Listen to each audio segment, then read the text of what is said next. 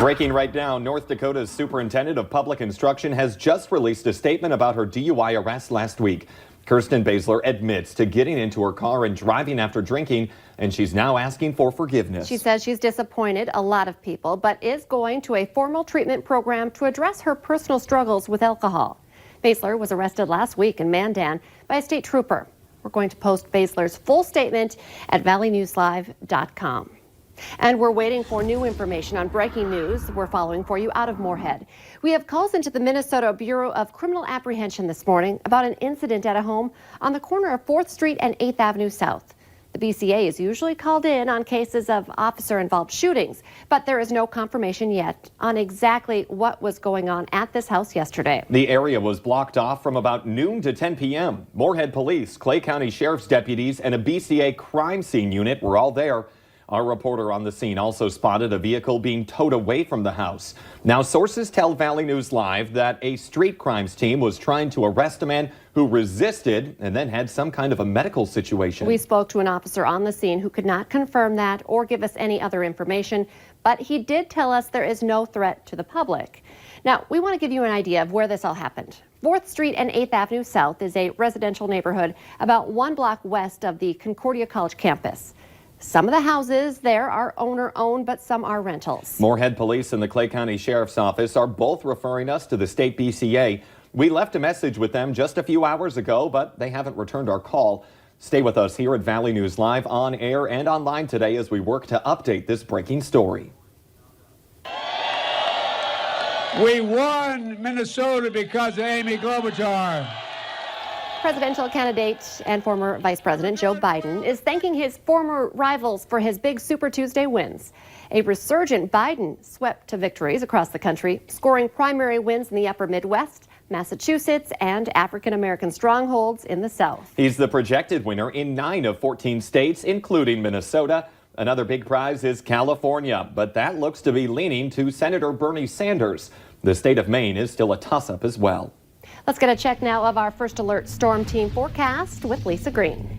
Good morning. Things are looking a little bit dicey for some of us in the south and west in places like the James River Valley, along Highway 281 there because of some fresh snow that fell last night. Looking at our North Dakota DOT map, you can see a lot of green, which means seasonal road conditions, but it's down over by Jamestown and then south from there along Highway 281 and back over to the east, Lisbon, the Gwinner area. Some reports of some patchy snow or even some ice on the road surfaces there. There may also be some frost in some spots too that drivers may encounter this morning. On top of that, there's some fog that we're dealing with. This is our North Dakota DOT view on Leeds. This is in the Devil's Lake area. You can see some murky conditions there with some fog starting off your day in the Northern Valley. And it's all in our western viewing area that we're having this trouble. Half-mile visibility at the airport in Devil's Lake. Down at Oaks, we're near 0. So we may be dealing with some slick roads simply because of that fog depositing on those roads as we are below freezing here throughout the valley. And checking out your radar right now, that snow from last night, it's done. We're looking at just a few flurries and mostly cloudy skies overhead for a lot of us. And looking up to the north and west, our next system. This is just now approaching northwestern North Dakota as it works its way east-southeastward and will be impacting us as we advance through the day today. We'll see snow, rain, and wind with this one. So that'll be the next big one. This morning, though, stepping out, you're going to need that full winter weather gear up in northwest Minnesota. We're down to 1 right now in Roseau. So frigid there. In contrast, Sisseton's at 29, it's 22 in Fargo, and 13 in Grand Forks. A look off to the east on our First Alert Storm Team Skycam network. You can see a little bit of that sunrise under the clouds there, that orange glow, kind of pretty this morning. And today, a mix of some clouds and sun, more likely some cloud cover. Generally a pleasant day for the daytime hours. As we head into the afternoon for us in Fargo, we'll see a high of about 37 degrees. It's beyond this time, getting into the evening drive and overnight that we'll see that chance for some rain and snow, and you'll want to check in with us throughout the day on updates on that. And then heading into the rest of the week, Friday and into Saturday, much better. We're drying out, we're quieting down for a time, and Saturday back into the 40s. Now for a look at traffic, here's Devin Fry with the Valley Today's Traffic on the Move. Thank you, Lisa. Lisa, the traffic flow has been picking up incrementally throughout the morning, but it's still nothing that's really halting any traffic flow. We're on I-29 right now. We're heading north toward Grand Forks. You can see there's a steady stream of traffic. Well, there was a steady stream of traffic. It just stopped. Coming in from the westbound lanes of I-94 onto the northbound lanes of I-29. That's going to cause a little bit of a delay up ahead, but overall it's not going to be anything slowing us down too much.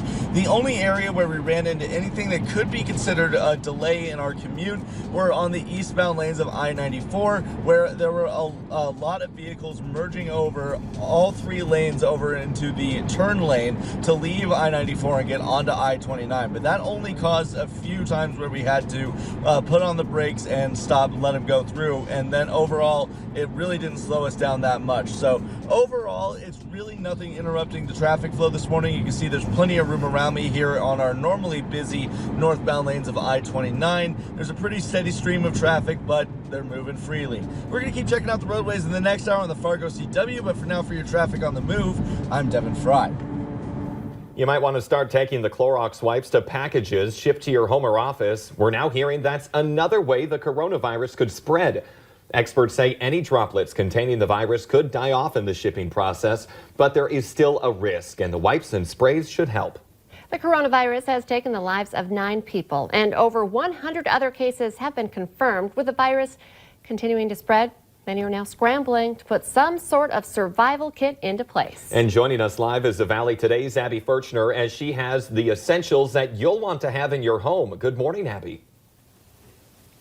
Good morning, Jordan and Lisa. Now, this isn't to make anybody panic, but just in the event that the coronavirus were to hit the FM area, it's better to be prepared. And so that's why we have some of these items you're going to want to have in your survival kit laid out. Now, the CDC is recommending at least 2 weeks supply of non-perishable food items, and that can be soups, different rices, even peanut butter and tuna.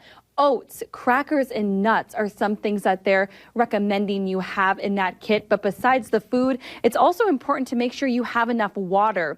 Like food, they're saying at least a 2-week supply of either those water bottle pallets or the gallon jugs. And you're not going to want to forget about your pets either, to make sure that they have plenty of food and water on hand as well. But besides all of that, you're also going to want to make sure that you have Clorox wipes and disinfectant spray in that survival kit, because you're going to want to deep clean your home. Extra hand sanitizer is also important to have, as that can help the spread of coronavirus. And when it comes to masks, that can be kind of confusing. The CDC says it doesn't prevent you from getting the coronavirus. And right now, it's actually doing more harm than good, as healthcare workers are saying that they need that abundant supply, because patients who are sick really need access to them, and they need access to them as well to go into rooms where patients are sick. But to calm all nerves, you can now track the coronavirus. The website ARCGIS, again, ARCGIS.com, allows you to see where the coronavirus is worldwide and in correlation to where you live. And that website is up on valleynewslive.com right now, with also other recommendations for what you should have inside that survival kit. You can head to our website and see that by just clicking on this story. Great information this morning. Abby Furchner reporting live. Thank you. A man who contacted our whistleblower hotline says his daughter was seriously hurt after getting hit in the face by a puck at Shields Arena, and he's pushing for netting around the ice. Jeff Lewis says the puck hit his daughter in the mouth, pushed her front teeth back, and busted her lips open. There's a picture. The people who run Shields Arena say they follow the industry standard on fan safety. Arena managers say they take several precautions, including telling fans before and during the game to watch out for pucks. Bison football fans will want to mark this one down. A new 1-hour documentary featuring NDSU's 8-time FCS champions is coming to TV this month. Generations of Victory premieres on Fox Sports North on Saturday, March 21st. I think Lisa has to take the week off in anticipation. It will also air on KX4 on Monday, March 23rd at 4 p.m. The show revisits decades of dominance by Bison football. And here's a call to action for area city artists. The city of Moorhead wants your work on a water tower. I love this idea. Quite the canvas. They're looking for someone to help develop an iconic symbol for the water tower that's closest to I-94. If you're up for the challenge, you can check out more information through a link at ValleyNewsLive.com or on our VNL News app. Let's get that answer now to our question of the morning on Facebook. The question, 26% of people said they do this when they feel a cold coming on. The answer, they go to the gym. You can play along every weekday morning by heading to our Valley News Live Facebook page. And we have some weather to talk about. Yes, this morning a few areas of fog, some leftover snow from last night. It's colder to the northeast, but it's looking pretty quiet right now. It's up to the northwest. You see that snow there? That's heading our way for tonight, and we'll be tracking it throughout the day. The Valley News Live news app will keep you updated throughout the day.